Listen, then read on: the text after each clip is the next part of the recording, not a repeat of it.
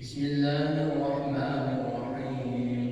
الحمد لله رب العالمين، الرحمن الرحيم، مالك يوم الدين. إياك نعبد وإياك نستعين. اهدنا الصراط المستقيم، صراط الذين أنعمت عليهم غير المغضوب عليهم ولا الضالين.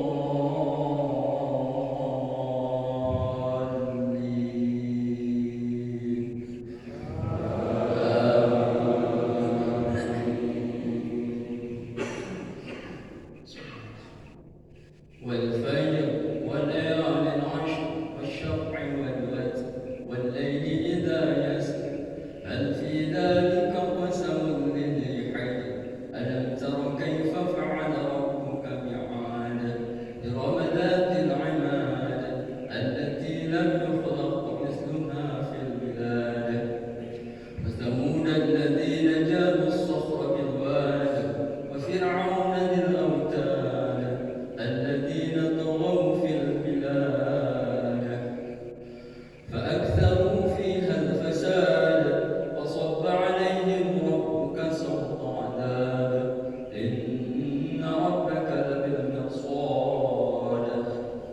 فأما الإنسان إذا ما ابتلاه ربه فأكرمه ونعمه فيقول ربي أكرمن وأما إذا ما ابتلاه فقدر عليه رزقه فيقول ربي أهانن كلا بل لا تكرمون اليتيم ولا تحاضون على طعام المسكين وتأكلون التراث أكلا لما وتحبون المال حبا جما كلا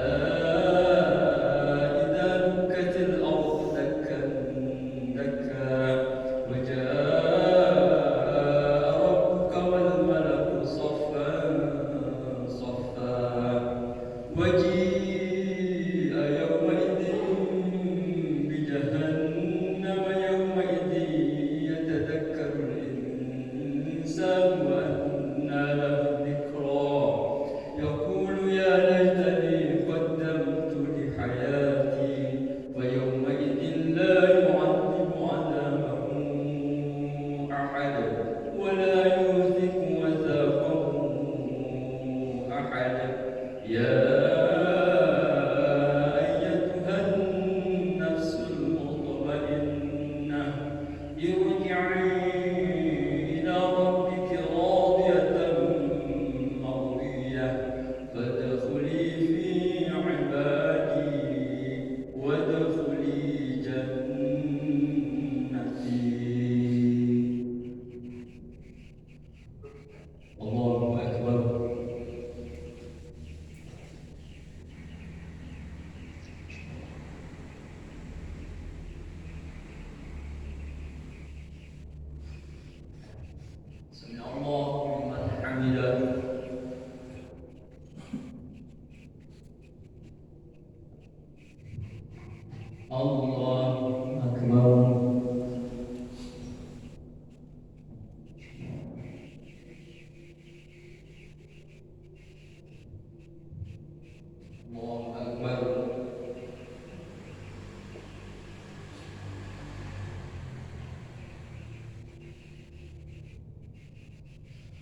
الله أكبر.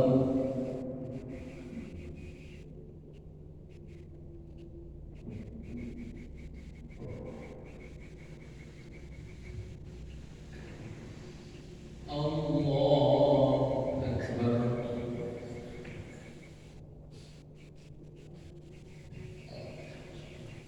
بسم الله الرحمن الرحيم. الحمد لله رب العالمين الرحمن الرحيم مالك يوم الدين إياك نعبد وإياك نستعين اهدنا الصراط المستقيم صراط الذين أنعمت عليهم غير المغضوب عليهم ولا الضالين.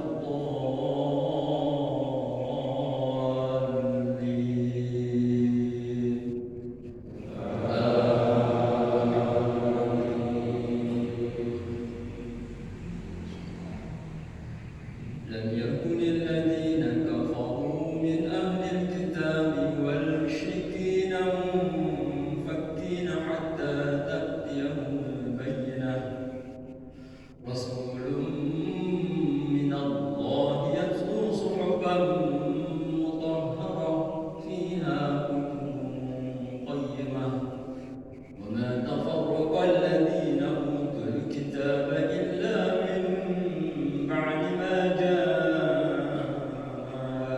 البينة وما أمروا إلا ليعبدوا الله مخلصين له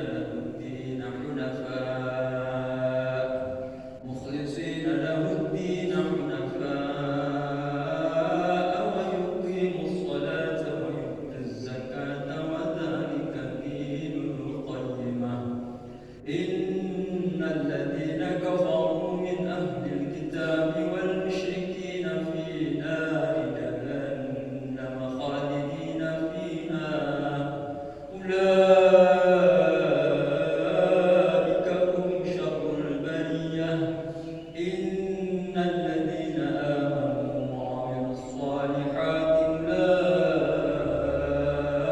هم خير البرية جزاؤهم عند ربهم جنات عدن تجري من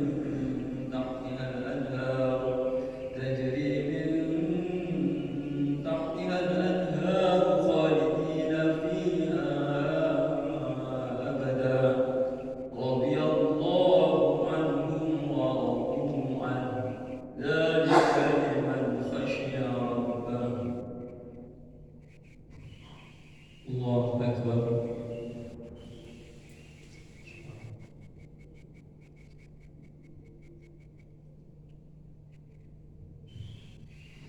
سمع الله لمن حمده.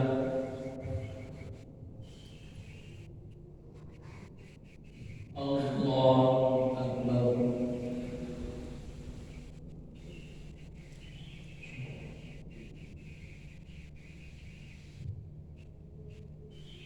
الله أكبر.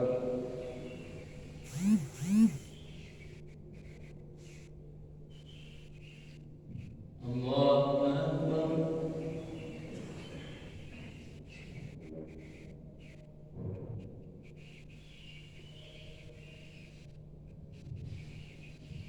الله أكبر.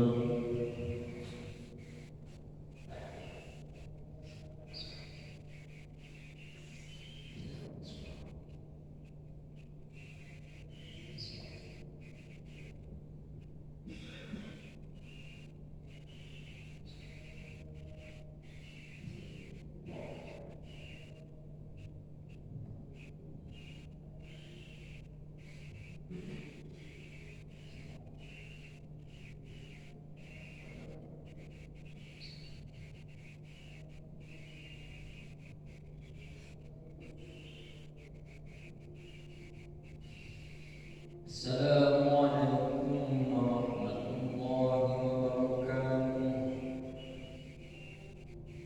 السلام عليكم ورحمة الله وبركاته.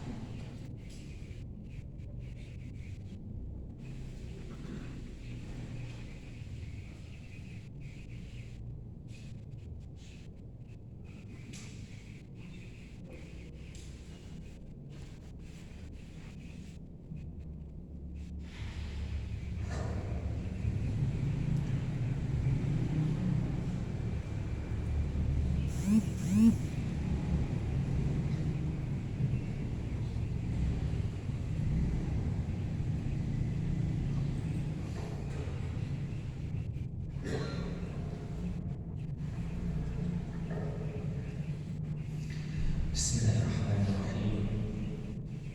Assalamualaikum warahmatullahi wabarakatuh.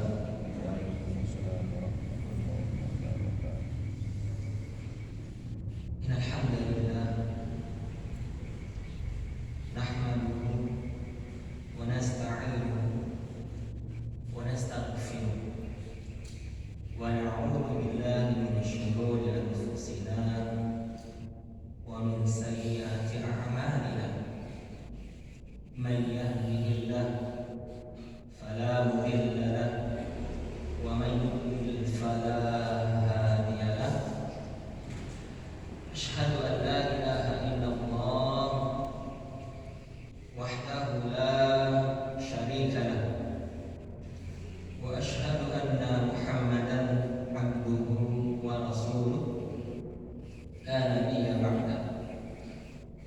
اللهم صل وسلم وبارك على نبينا محمد وعلى آله وأصحابه ومن تبعهم بإحسان إلى يوم الدين. أما بعد،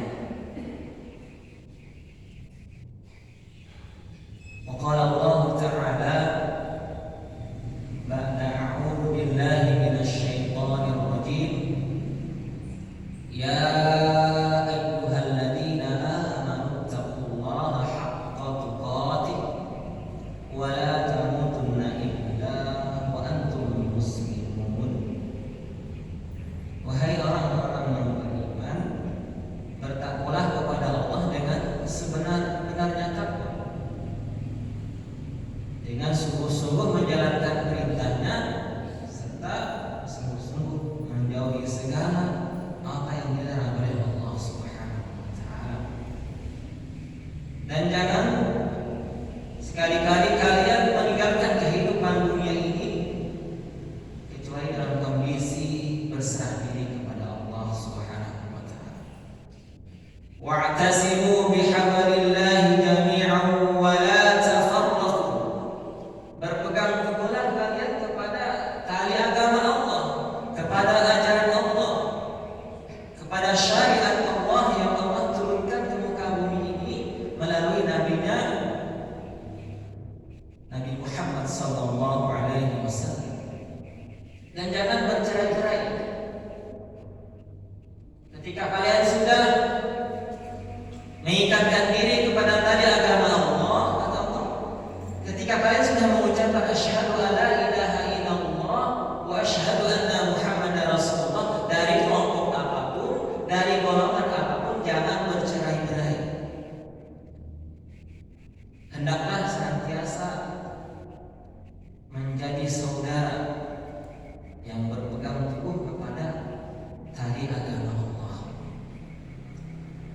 Kemudian pada ayat berikutnya Allah Subhanahu wa taala pun berfirman, "Wal takum minkum ummatun yad'una ilal khair wa ya'muruna bil ma'ruf wa yanhauna 'anil munkar wa ulaika humul muflihun."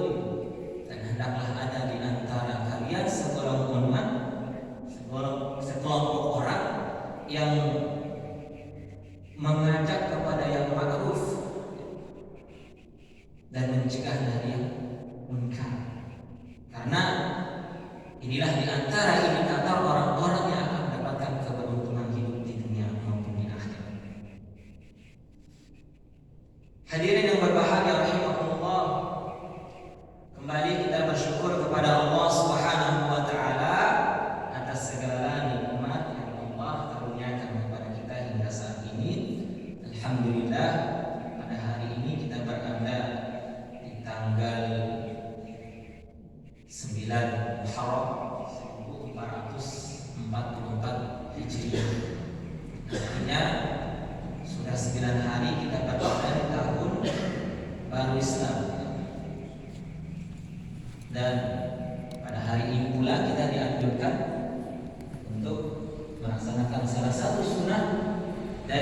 sekian banyak sunnah.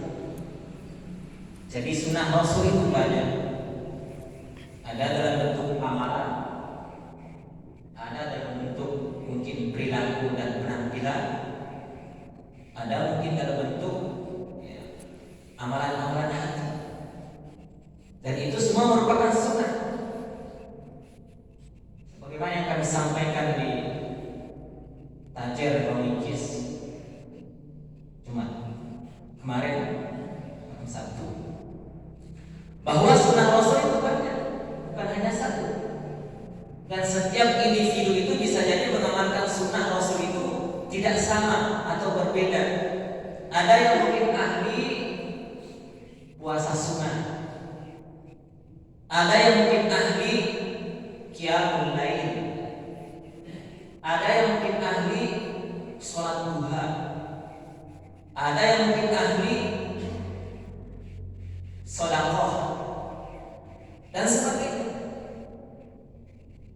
Maka ketika kita mampu mengamalkan satu sunnah, kemudian ternyata dilalah ada orang lain yang kita lihat tidak mengamalkan sunnah seperti yang kita amalkan, jangan sampai kita menjas orang ini tidak mengamalkan sunnah, karena bisa jadi dia mengamalkan sunnah yang lainnya.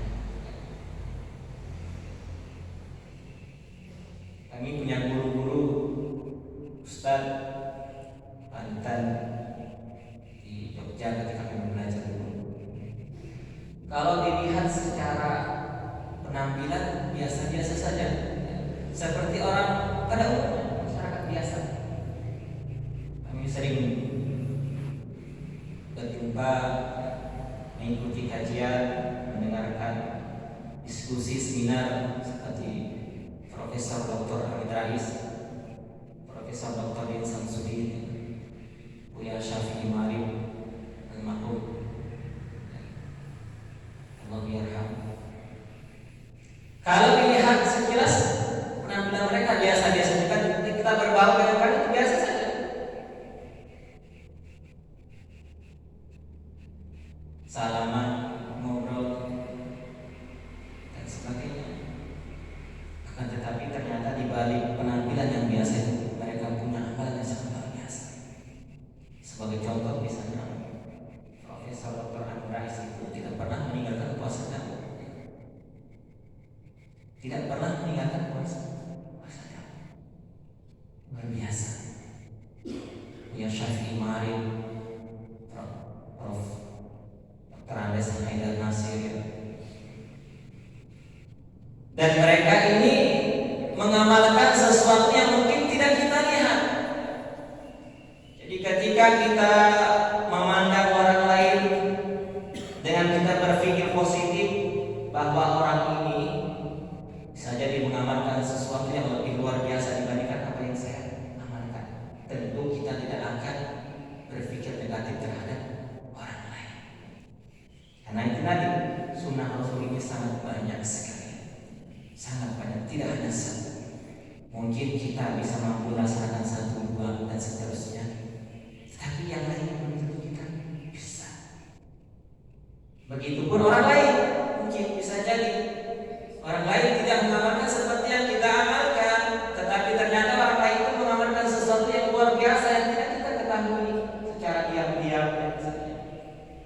Maka inilah luasnya ajaran Islam, yang dengan ini kita diharapkan wala tafarraqu, jangan bercerai. Perbedaan dalam mengamalkan amalan hanya beda mengamalkan satu amalan saja kita menjadi bercerai-berai, bermusuh dan sebagainya, itu dilarang oleh Allah Subhanahu wa taala. Salawat dan salam semoga senantiasa tercurah kepada suri tauladan kita Nabi Agung Nabi Muhammad sallallahu alaihi wasallam, para keluarga beliau dan para sahabat serta pengikut beliau hingga akhir zaman. Semoga kita istiqomah dalam menjalankan ajaran dan sunnah.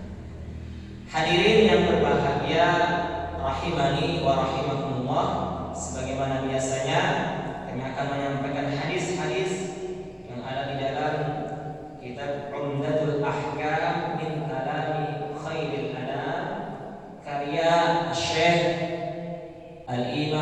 Al-Hafidz Taqiyuddin Abu Muhammad Abdul Ghani bin Abdul Wahid bin Ali bin Surur bin Rafi bin Hasan bin Ja'far Al-Maqdisi rahimahullah ta'ala. Pada pertemuan sebelumnya kita membahas tentang hadis yang pertama berkaitan dengan niat. Persoalan niat ini sangat penting bagi kita dalam melaksanakan apapun.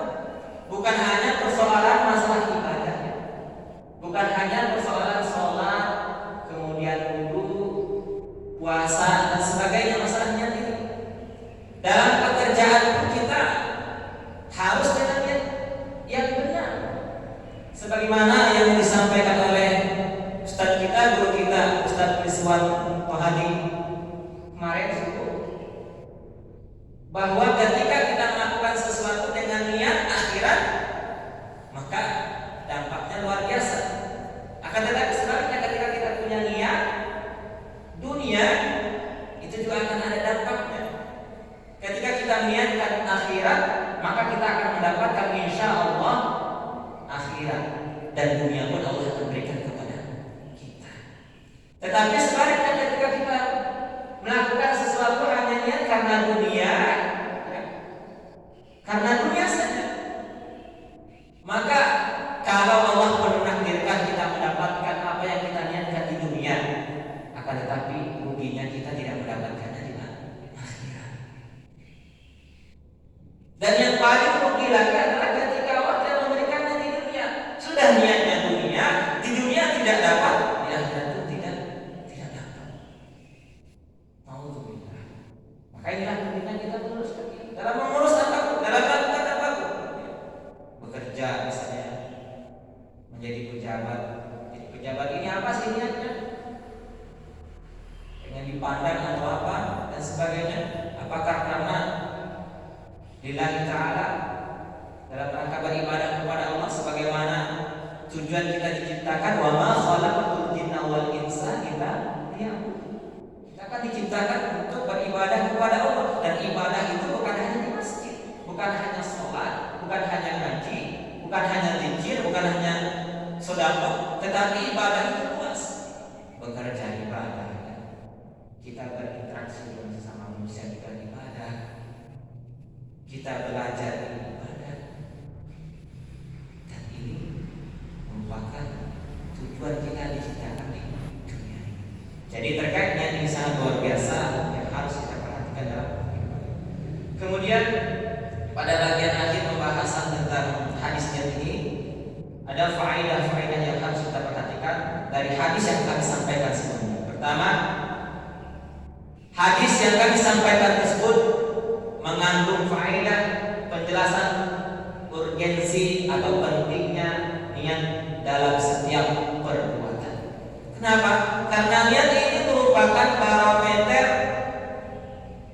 sah atau tidak sahnya amalan kita, dan menjadi barometer berapa besar ganjarannya kepada kita. Ya. Dengan niat ini, amalan seseorang itu akan luar biasa. Ibadahnya sedikit, niatnya lurus, niatnya ikhlas, maka akan bernilai besar. Ada ibadah besar, memerlukan biaya dan tenaga yang banyak besar, tetapi niatnya salah, keliru, maka nilainya akan menjadi kecil, bahkan bisa jadi tidak ada nilainya. Ini yang sering kita contohkan, ya, sedekah misalnya, ya. Sedekahnya sedikit, tapi niatnya benar-benar ikhlas karena Allah, akan menjadi besar.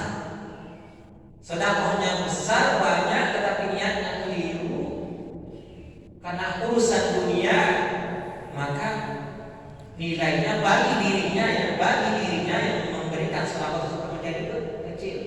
Tetapi kalau bagi penerima, sedikit banyak selalu diterima. Ente ngasih ikhlas atau tidak ikhlas, banyak tetapi diterima kan.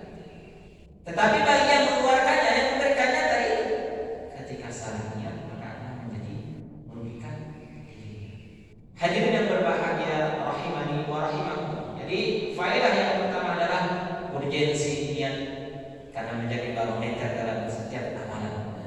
diterima atau tidak diterima, ganjarannya besar atau kecil. Kemudian faedah yang kedua adalah berkaitan dengan hadis yang kami sampaikan sebenarnya, anjuran untuk ikhlas dalam setiap beramal. Ikhlas karena Allah Subhanahu wa taala, bukan karena yang lainnya. Semata-mata karena mengharap ridha Allah. Karena dengan ridha Allah inilah kita akan mendapatkan yang namanya surga. Ya. Kita beramal ini dan itu mengharapkan ridha dari Allah, mendapatkan ridha dari Allah Subhanahu wa taala. Dengan ridha ini kita berharap dan kita bercita-cita Allah memasukkan kita ke dalam surga Allah.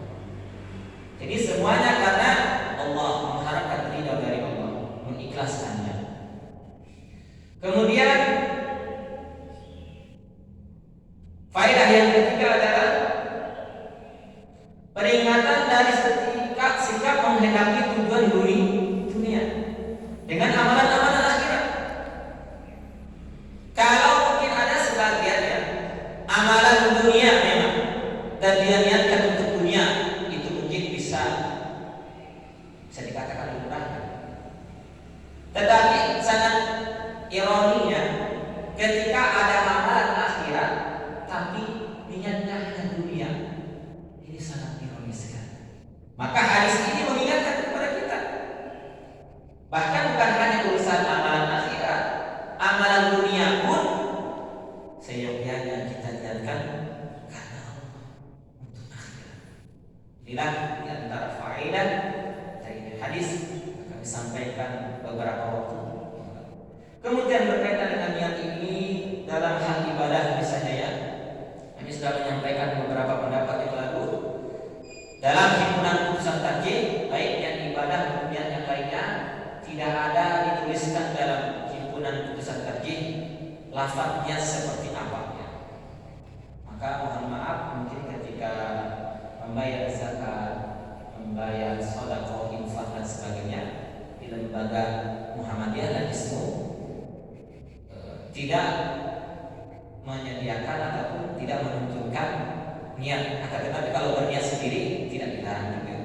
Yang jelas di himpunan putusan tarjih tidak ada lafadznya yang ditentukan secara baku. Sehingga misalnya dalam praktek wudu di sana dijelaskan setelah kita mempersiapkan diri untuk wudu, kemudian kita mengucapkan bismillah sambil di dalam hati tidak diucapkannya mukhlishan niyatan lillah, mengikhlaskan niat karena Allah. Niatnya bagaimana? Ya terserah kita. Kalau menggunakan bahasa dalam hati, nawaitu wudu'a lillahi ta'ala. Boleh tidak? Boleh, tapi di dalam tidak diucapkan. Atau saya niat wudu, aku niat wudu dan seterusnya. Di dalam hati karena Allah. Itu sudah termasuk. Setelah mengucapkan bismillahirrahmanirrahim dan sebelum memulai membasuh. Kemudian dalam bertayamum sama seperti ketika wudu. Dalam bab kaifiyatus siyam berkaitan dengan niat ini, ketika siapnya adalah siap wajib Ramadan, di dalam kitab Siyam halaman 172 ya, himpunan putusan tarjih disebutkan fasum mukhlishan niyataka lillahi ta'ala. Setelah melihat ataupun ditentukan hari kita berpuasa pertama, maka kita pada saat sebelum fajar terbit, sebelum waktu subuh ya, berniat untuk melakukan puasa di dalam hati tidak diucapkan. Wa jam'is siyam qabla al-fajr, dan niat ini dikerjakan sebelum fajar. Dijelaskan di dalam himpunan putusan tarjih. Jadi niat puasa Ramadan itu kita laksanakan pada saat kita sahur atau sebelum terbit fajar atau waktu subuh tiba dalam himpunan putusan tarjih. Nah, untuk puasa sunnah bagaimana? Nah, ini ada keterangan dari hadis riwayat Muslim ya, bahwa untuk puasa sunnah niatnya itu boleh di pagi hari atau setelah subuh.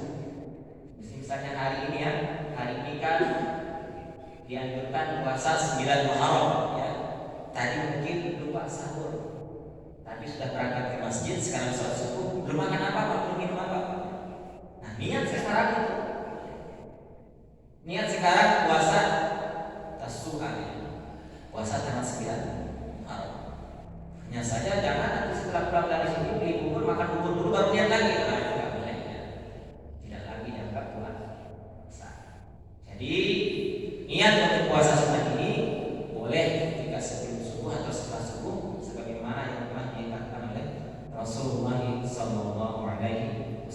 Hadirin yang berbahagia rahimani wa rahimakumullah. Selanjutnya adalah hadis yang kedua. Hadis ini berkaitan dengan hukum salat tanpa berwudu.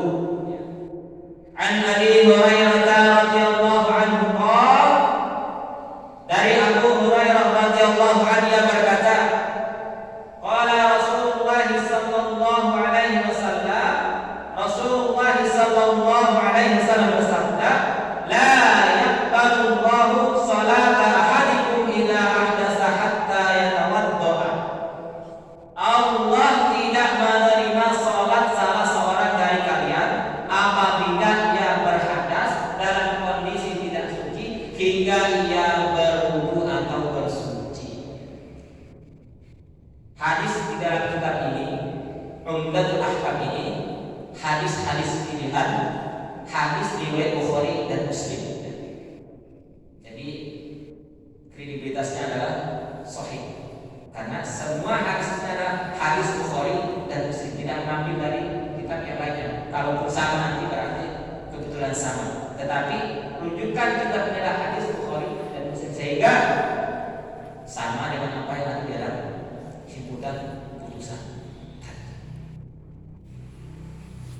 Jadi tidak diterima sholat seseorang tanpa berwudu. La sholata liman lahu. Tidak ada sholat bagi yang tidak berwudu. Tidak ada sholat. Nah, yang pertama, periwayat hadis adalah Abu Hurairah. Siapa Abu Hurairah ini? Kita mungkin sering dengar dalam banyak hadis menyebutkan nama Abu Hurairah, ya. An Abi Hurairah radhiyallahu anhu. Kalau dari bahasa Abu Hurairah kan bapak kucing, ya, bapaknya kucing.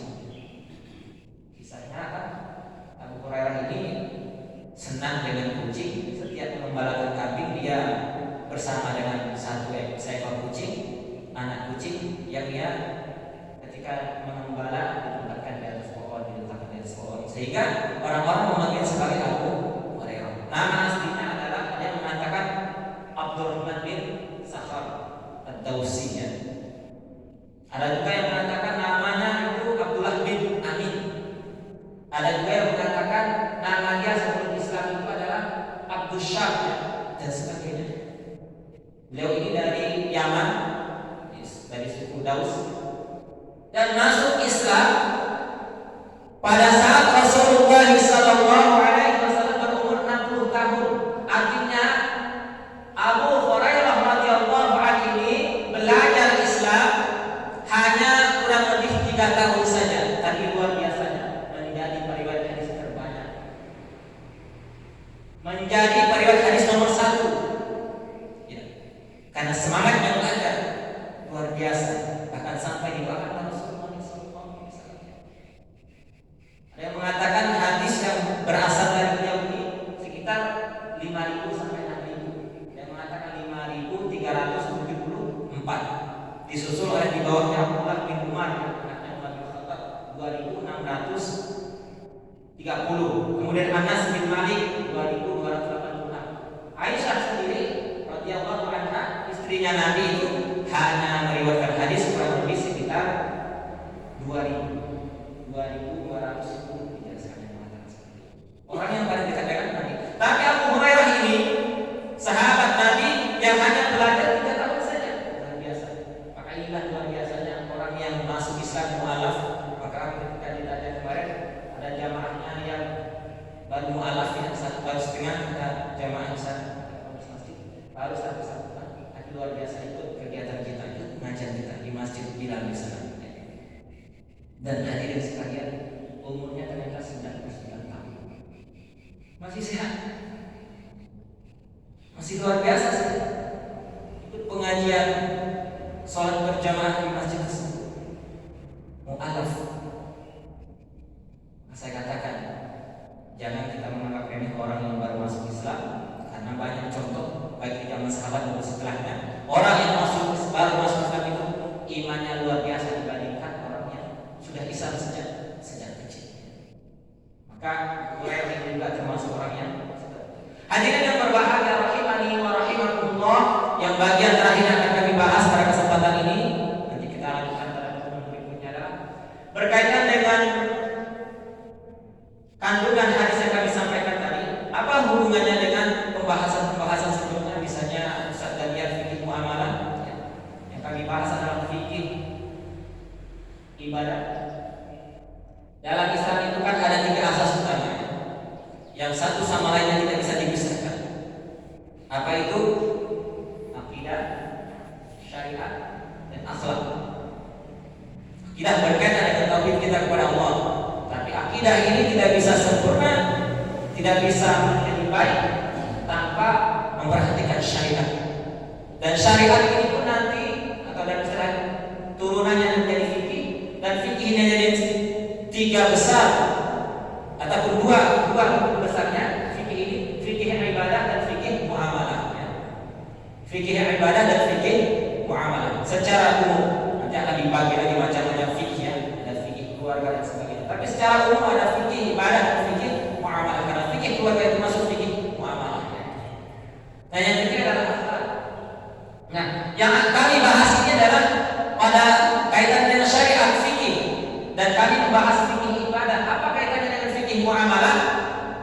Maka dua ini seperti satu koin, dua sisi koin yang satu sama lainnya harus bersinergi, harus ada. Kalau satu sisinya hilang, maka tidak akan berguna sisi yang lain tersebut. Bagaimana hubungannya fikih ibadah dengan fikih muamalah ini harus sejalan, harus kita amalkan, harus kita terapkan. Kenapa? Karena dengan ibadah muamalah menjadi baik. Dengan ibadah muamalah menjadi baik, itu teorinya. Maka para salafus saleh dulu ketika mereka berjumpa itu, sama kita sekarang dengan media sosial yang ada, ya. Para salafus saleh, ulama-ulama terdahulu itu ketika mereka berjumpa itu saling meminta nasihat dan memberi nasihat. Di antara nasihat yang diminta dan diberikan oleh salafus saleh, di antara mereka yang bisa kita ambil faedahnya adalah mereka mengatakan, man aslaha bainahu wa bainallah aslahallah ma bainahu wa bainan nas. Siapa yang memperbaiki hubungannya dengan Allah, maka Allah akan memperbaiki hubungannya dengan manusia. Siapa yang memperbaiki ibadahnya, maka sosialnya akan baik. Perkataan ulama salafus. Siapa yang ibadahnya baik, maka sosialnya akan baik. Hablum minallahnya baik, maka hablum minannasnya akan baik. Itu kaidah dalam mengamalkan syariat. Antara hablum minallah dengan hablum minannas harus seimbang, harus sama-sama diamalkan. Dan hablum minannas ini akan menjadi baik, tentu baiknya di mata Allah, baiknya di dunia dan akhirat. Mungkin ada orang, ya, ibadahnya jarang-jarang, bahkan dia mungkin bukan Islam, ya, tapi luar biasa hubungannya, luar biasa kepeduliannya, ya. Membantu sana sini, membangun masjid ada di pinggir depannya.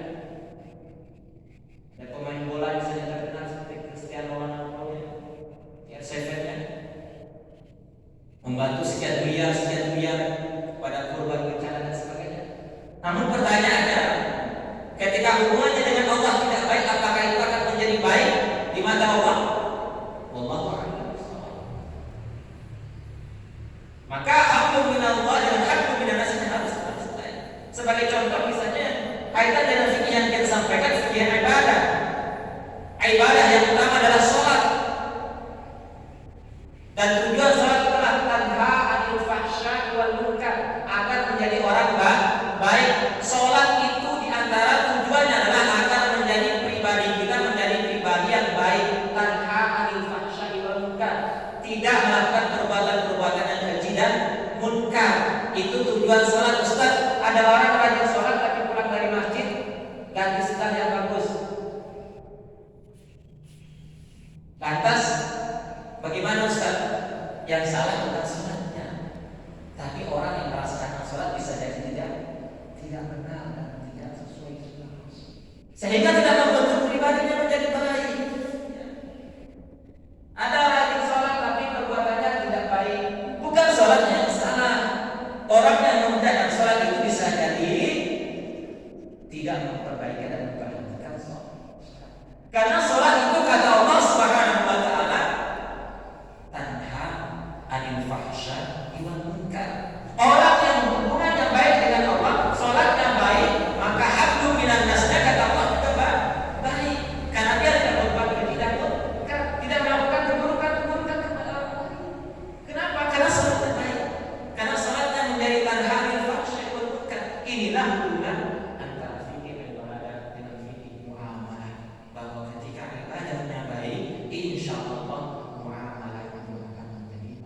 ketika ibadahnya benar, ketika ibadahnya baik.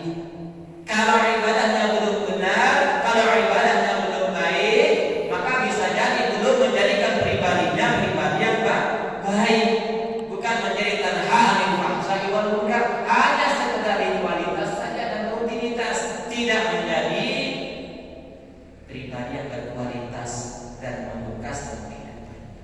Maka sholat itu sangat luar biasa. Pendidikan dalam sholat ini sangat luar biasa bagi kita. Inilah mungkin di antara hubungan antara fikih ibadah dan fikih muamalah yang kaitannya dalam pembahasan kita pada pagi hari ini dengan pembahasan sebelumnya. Artinya pembahasan yang saling berkaitan, saling bersinergi, saling melengkapi dan harus kita amalkan semua. Karena kalau kita tidak mengamalkan dengan baik itu, maka tidak akan sempurna hasilnya, outputnya tidak akan baik. Ini mungkin yang dapat kami sampaikan.